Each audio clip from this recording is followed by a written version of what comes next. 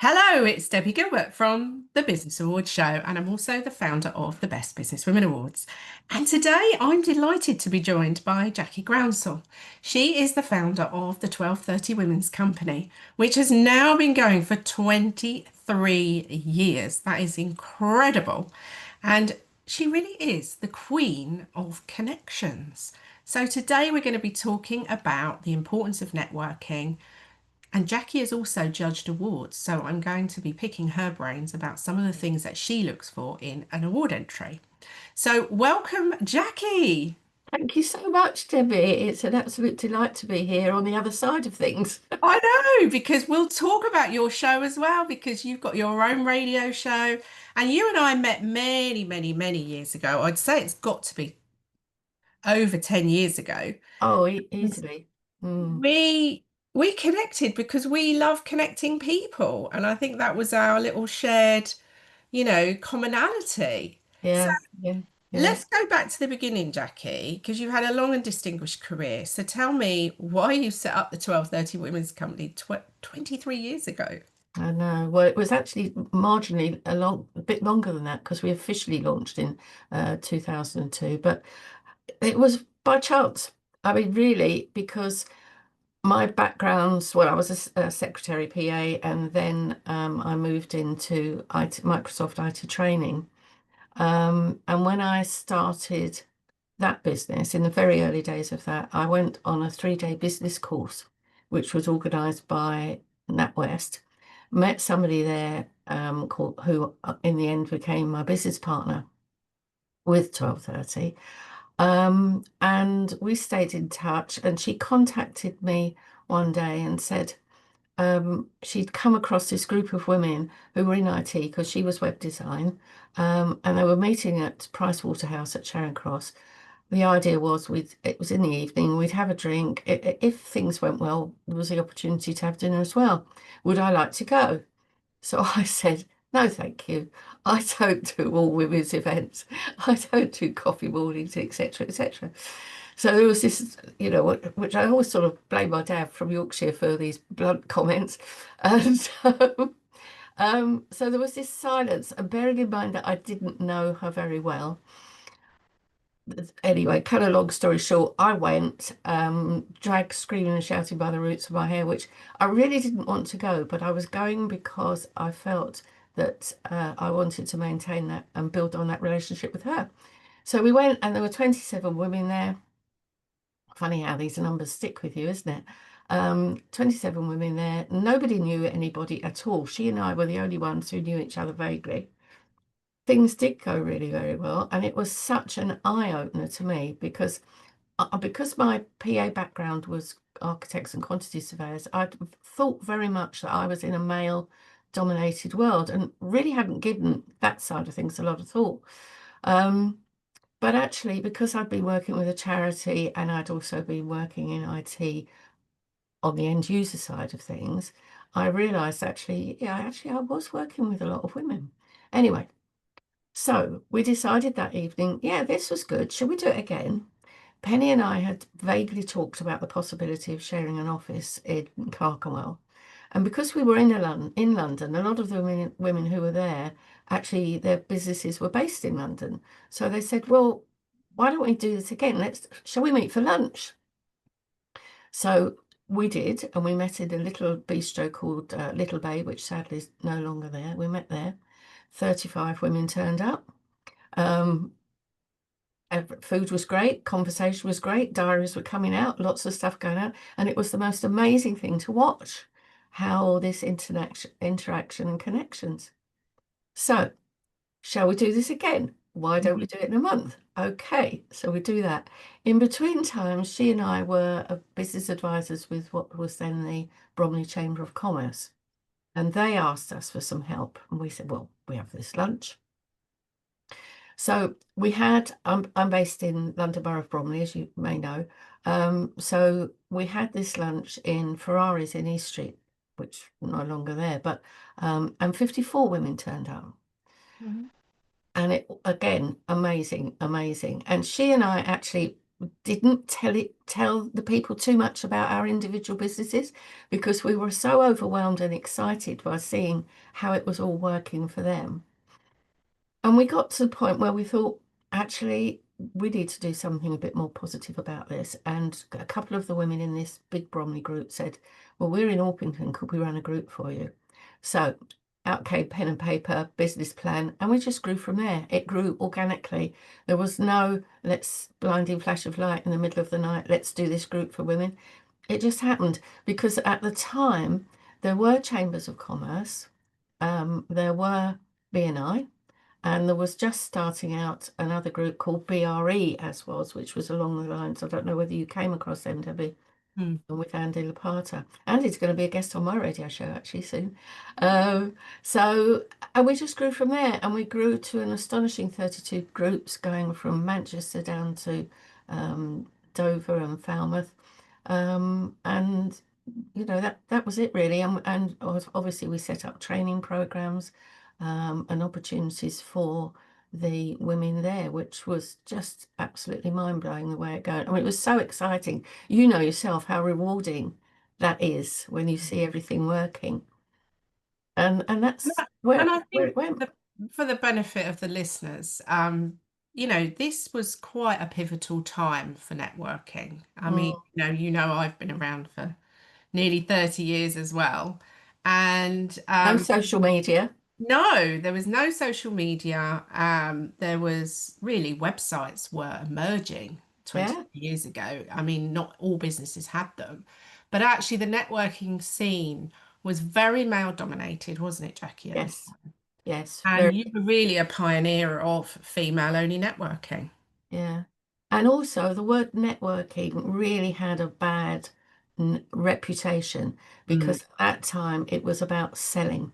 mm, People really didn't want to talk to you. I mean, to see, I went to other networks and other things, as I mentioned just now, went to them, and the difference between what was going on in our groups and everything else was huge because at the ones I went to, as you've mentioned, with the male dominated ones, they didn't want to talk to you unless mm, you could buy their product or service.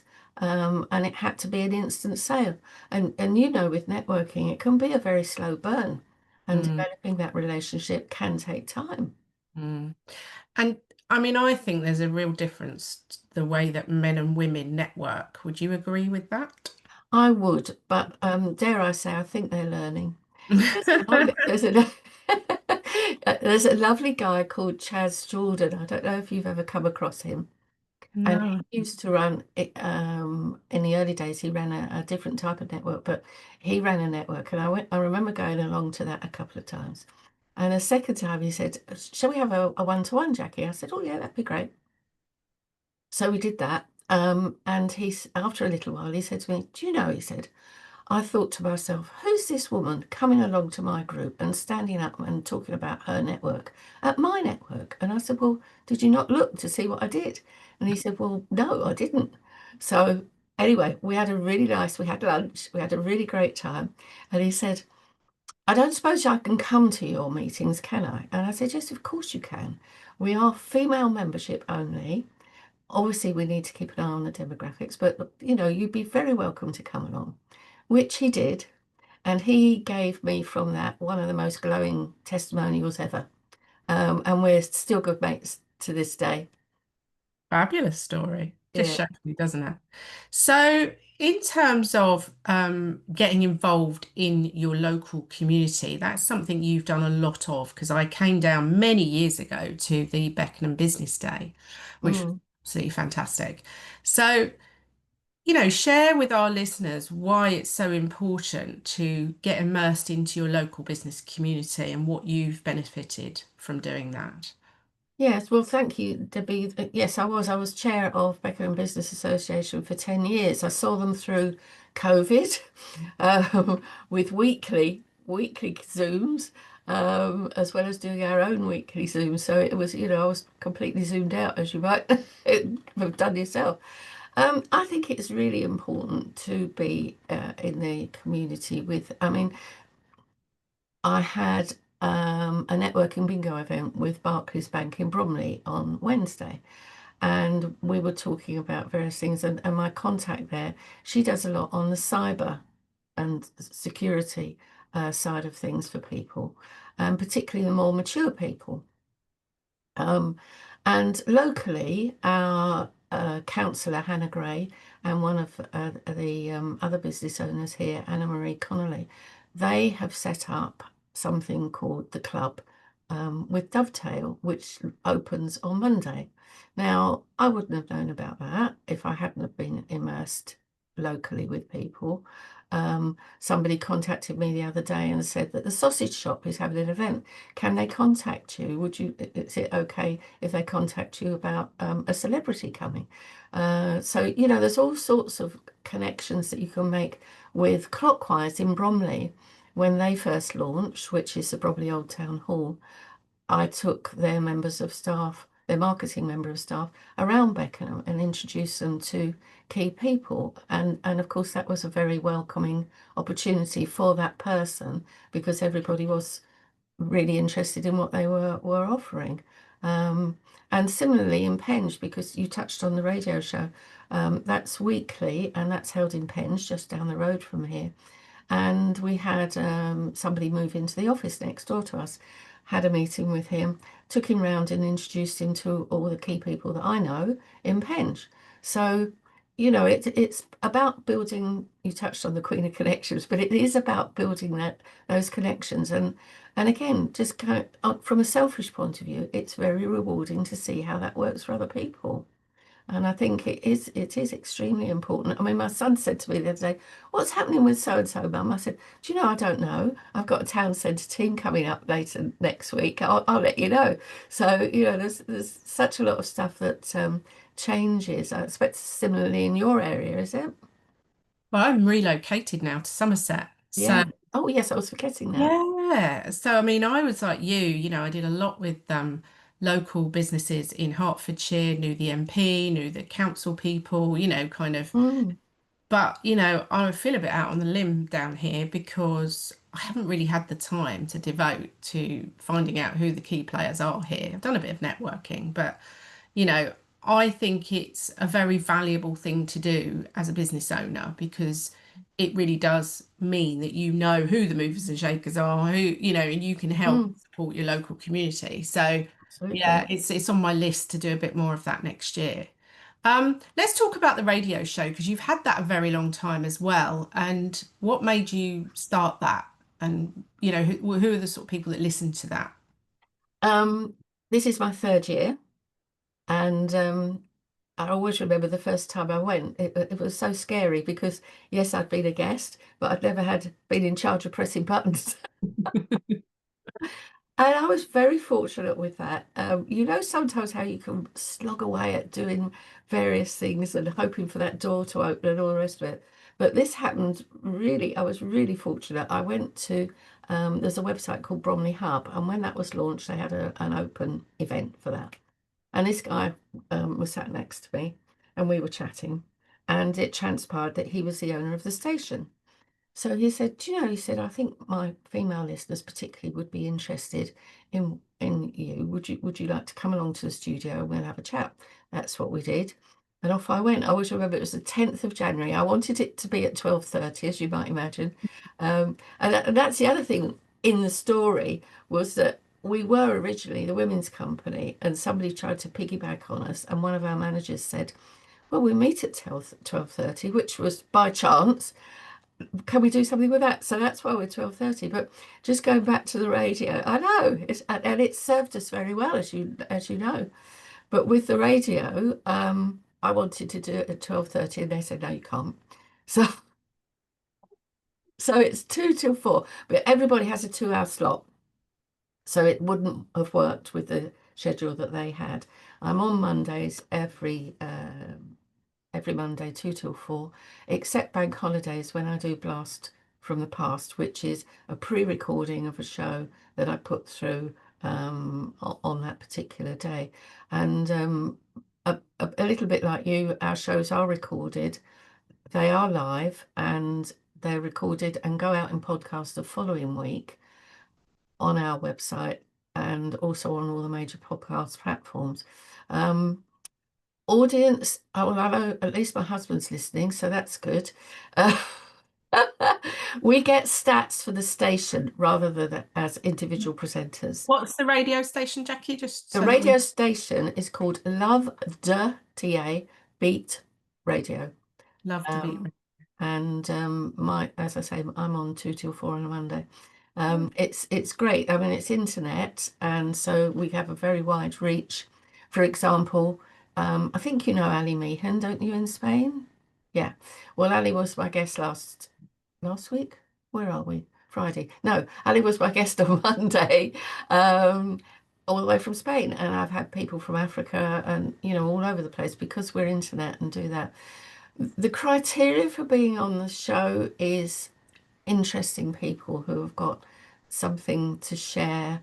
Um, I always ask, I mean, you're coming up very soon, Debbie, on the radio show, but I always ask my guests for 2 points or 2 questions that they would like us to include in our conversation. And so it's not heavy promo, it's a business tip. And just sort of general interest that will be of interest to listeners, and that is male and female guests as well. Brilliant.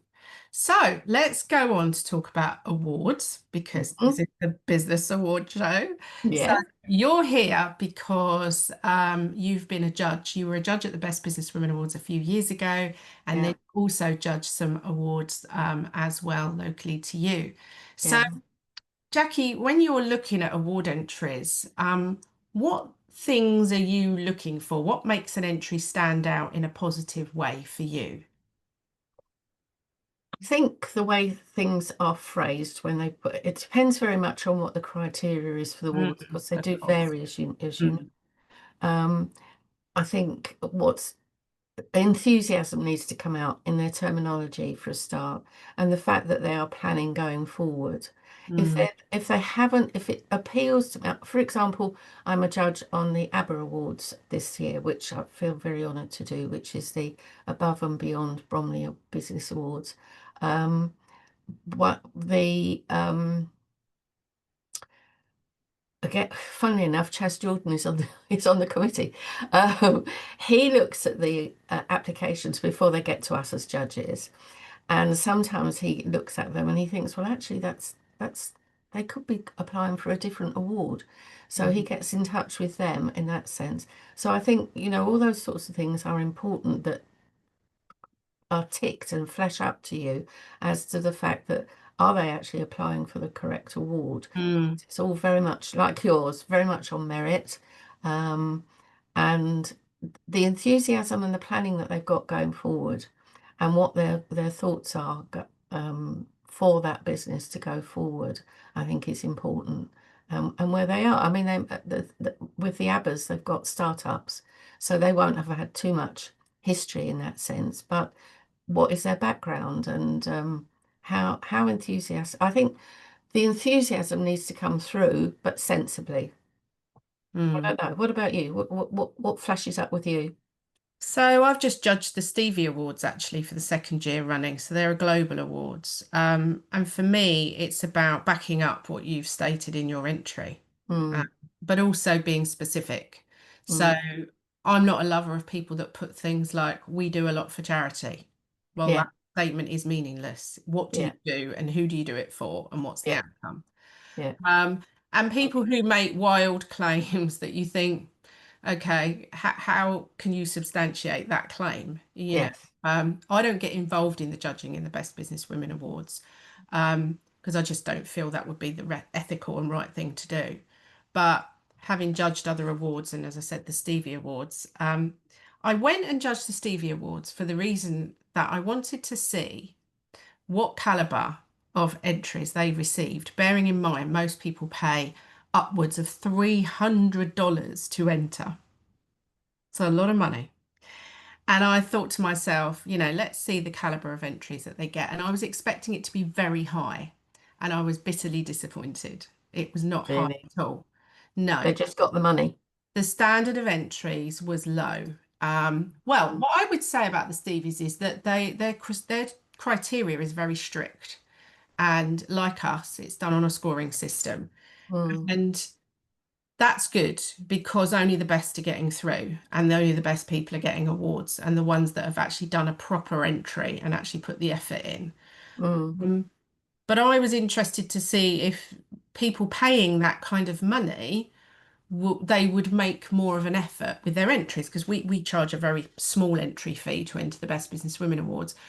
And we bought that in because we were getting deluged with literally over 1,000 entries, most of which were not completed properly. mm. So, we did it as a filtering process because we felt if people paid something, they would make more of an effort. And they do. Yeah. And they do. So yeah, it was interesting. I mean, I like to see, like you, the detail, the passion coming across. Yeah. And um, I like to sort of see people's journey, really. What have they been Yes. through and how have they got to where they are? What Yes. challenges have they overcome? Yeah. Would you say that's kind of interesting to you as well? Yeah, no, totally, totally. It's, and I couldn't agree with you more about the charity side of things. I think these days we've all got some support with charities and etc. Mm. Um, but as you say, well, what are you doing? Okay, you're supporting charity, but what are you doing? And how does that work? And again, back to it's about relationship building, even with when you're, have you got a relationship with the charity? For quite some time, we supported a charity called Overcome. Oh, yes, Do one you of our remember? judges. Yes, Yeah. one of our judges runs marathons for Overcome. Yeah. And the CEO there, she went to New Zealand and our sort of relationship sort of filtered out. But we had a really good relationship with her and her team.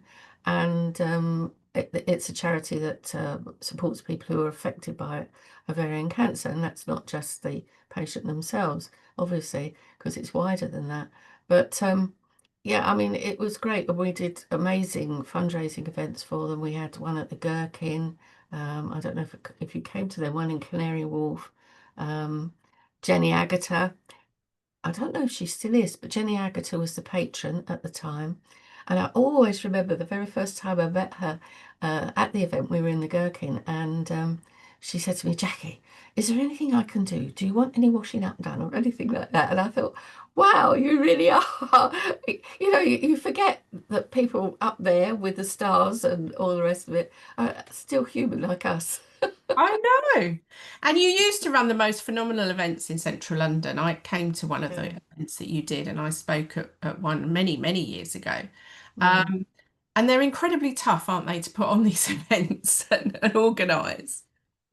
Yeah, it takes some time. I mean, we've got Evolution of Finance coming up on the 22nd of October, which I feel we're very privileged. We're actually holding it in the Bromley Chamber, Bromley Council Chamber Mm. to do that. And the one that we had in June, this is the fourth one we'll be doing, and each one has its own theme. So this one coming up is about mental health and how your finances can impact on your mental health and vice versa, of course. Mm. But the one we had in June, we turned up at the venue, which was was a great venue, but they weren't set up for conferences. So we had to do our own thing there and all the rest of it.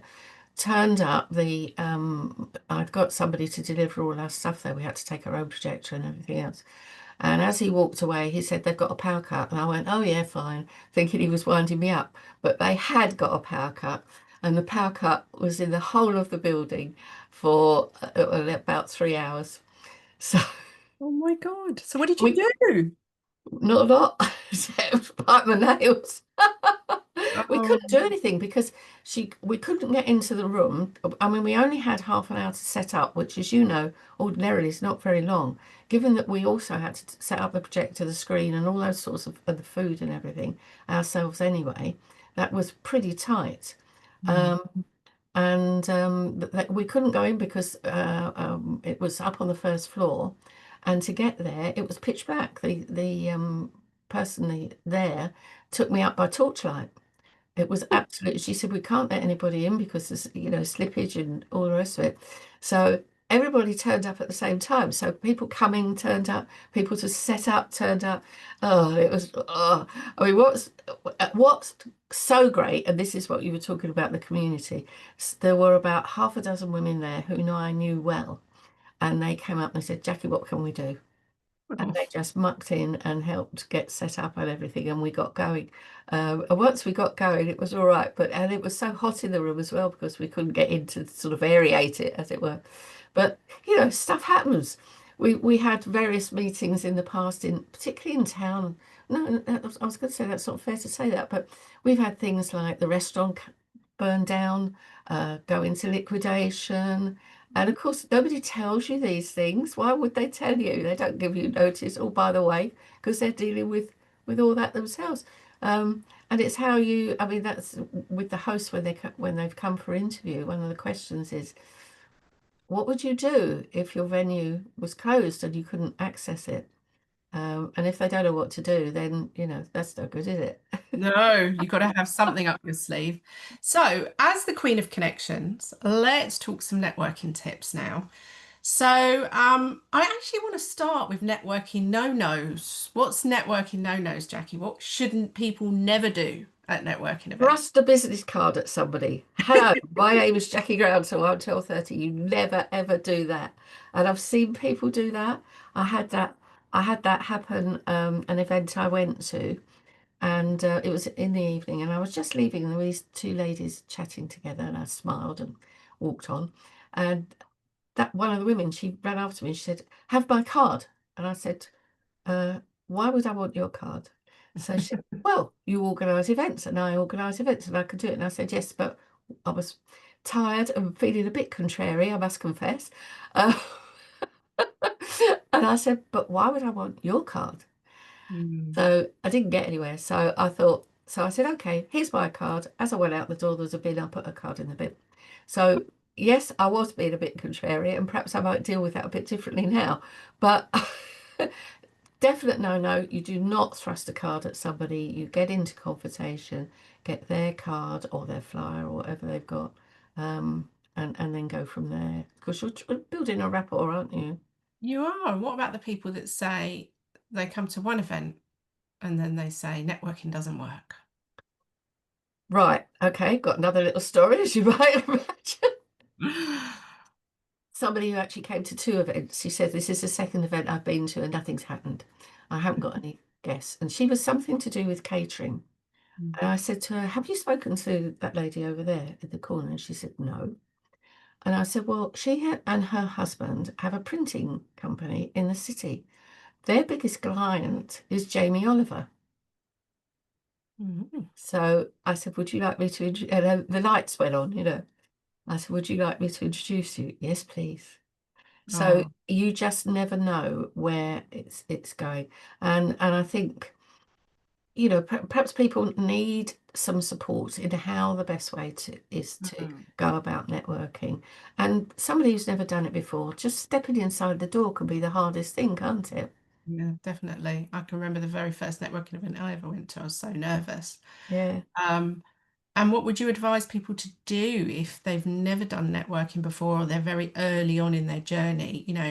What sort of tips can you share that would help them network better?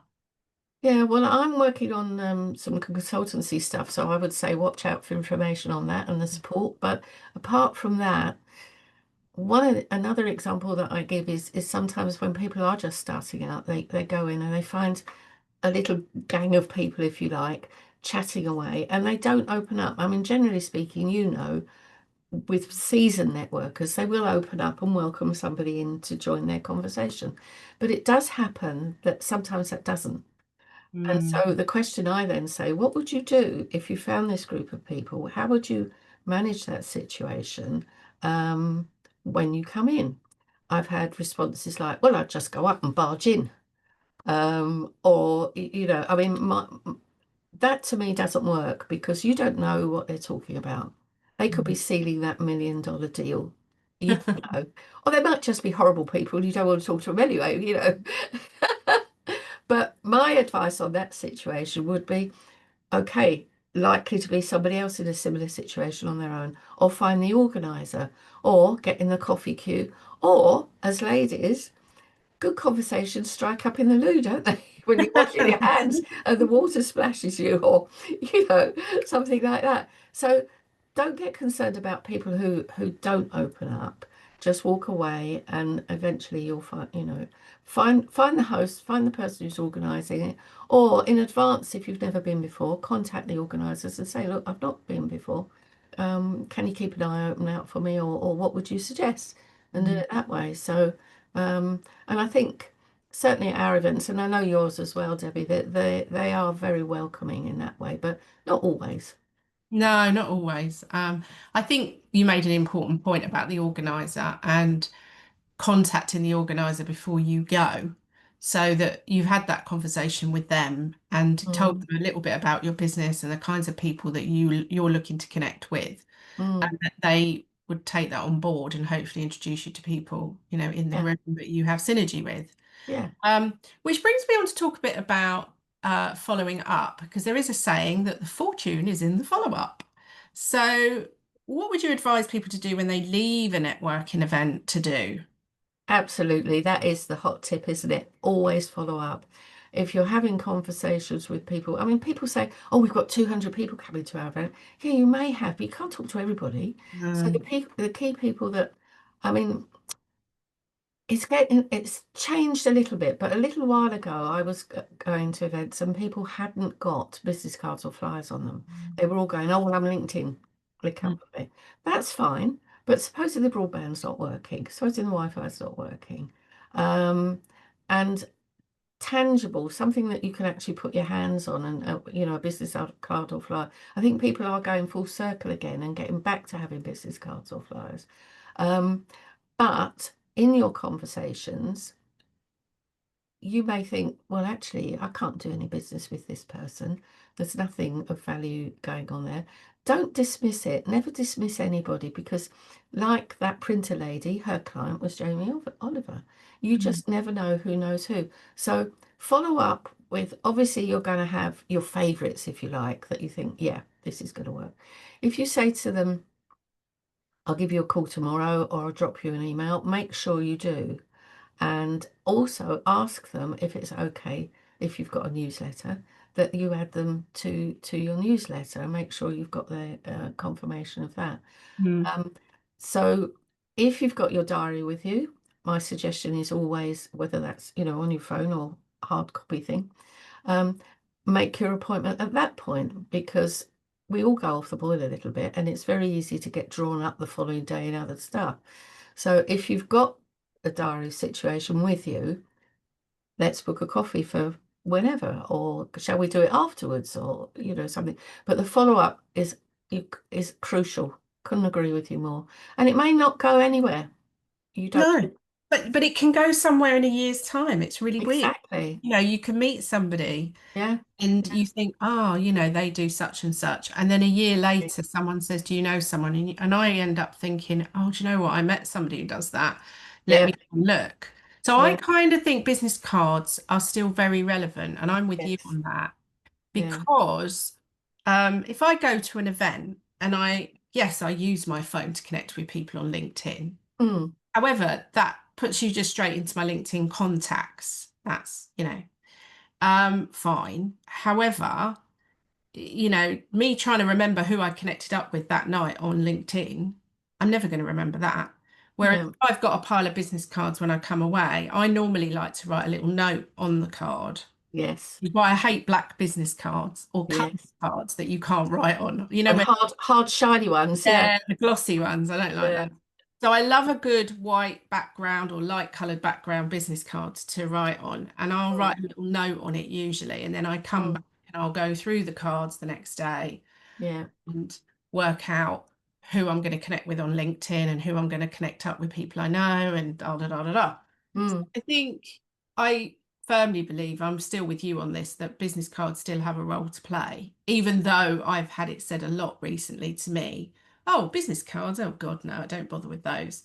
Um, That's really interesting. Sorry to interrupt you there, Deb, because probably last time we met each other, which is what, about a month ago, yeah, um, I I actually found that situation with people not having business cards and yeah, everything, and you think they've got a stand. Why haven't they got anything? And sort of, yeah, yeah. but coming out of that, talking, well, okay, pre that, I was prompted because of my experience of finding people without business cards and Mm. flyers. It prompted me to write a blog, which is up on the website. But coming from there, that event with Sean Murphy, Mm. people have been saying the reverse. People have been saying, I think it's going full circle. I think people are now realizing the value of having something tangible to tag into, if you like, with the business cards, as you say, as you go through. And I think also the branding on that card gives you the association with that person as well. Yeah, and I always have my photo on my card, which people always comment on that and say, "Oh, you got your photo." Yeah, because then you'll remember who I am when you get back. That's another interesting one because many, well, in our early days, there was a flash up of putting your photo on your card, and it seemed to be a good idea. And then people said, "Oh no, don't like that, don't like that." So that all died. But again, I think it is an extremely good idea now. It's resurfaced as a good opportunity, as you say, because you can't always write down long blonde hair and whatever, wearing a turquoise dress. There's not always that space on the card, is there? When Although I I have a hope there common is. name, Debbie Gilbert is actually quite a common name. So Right. if you were to go back to the office and start putting my name into LinkedIn, there will be other Debbie Gilberts that come up. And yeah, okay, I've got what I do in my headline. However, I just kind of feel that it helps people identify who I am, Yeah. and remember that. And what I also hate, we'll finish talking about business cards in a minute, but let's just finish off with this, is just put something on both sides. Don't have a blank. I'll never leave a blank. No, never. Not on a No, leaflet, not on a business card. no, You need to use that completely agree. available space. Even if they don't, even if it's just diagonally their phone number or something like that, don't waste that space. I know it costs a little bit more money, but it's an extremely good investment Definitely. on there. I remember one of our members, her business card actually was square. It wasn't the traditional Mm. rectangle, and it was square. And on the reverse, she'd got it upside down, as it were. So Oh. it forced you to actually read it because as you turned it over, it wasn't where you expected the details on the other side to be. So which was a very good trick, I thought. Interesting. Mm, So, where's the 12:30 Women's Clubs events located at the moment? Which are your areas? Bromley, Bromley. Right, brilliant. So we'll Mm, make sure those details are in the show notes. So you've got your radio show every Monday, 2 till 4. You've got the event in Bromley, and then you get involved with some of these bigger events, which we'll put the details of the one on mm, the 22nd of October. And is there yeah. anything else coming up that we haven't talked about that you wanted to share today? Well, just to sort of add in there, yes, we've got the radio show, but we also have what I slightly tongue-in-cheek call the TV, Mhm. which is online like we're doing now, which is the second Wednesday of every month, and the Bromley meetings are the third Wednesday of every month, surprisingly at 12:30. Um, so yeah, we've got obviously I'm based in Bromley and there's stuff going on in Beckenham that I'm involved with. But give me a shout. I'm always happy to chat like you, Deb. Oh, it's been brilliant chatting with you today, and thanks for sharing all your wisdom because you've been around an awful long time and you've seen and done it all, really. I think we have a lot to share, don't we? The people who've been doing it a Absolutely. long time with Yeah. the younger generation coming up. So thank you for coming today. I really, really appreciate it. Thank you. We I've will loved make it. sure Jackie's details are in the show notes today. So if you want to contact her, maybe you want a speaker for your event, or maybe you wanted to come and run a speed network, and she's quite famous for that, or be a guest on her show. So we'll put all the details in the show notes. So thank you, Jackie, and we wish you continued success. Thank you so much, Deb. It's been lovely. Thank you.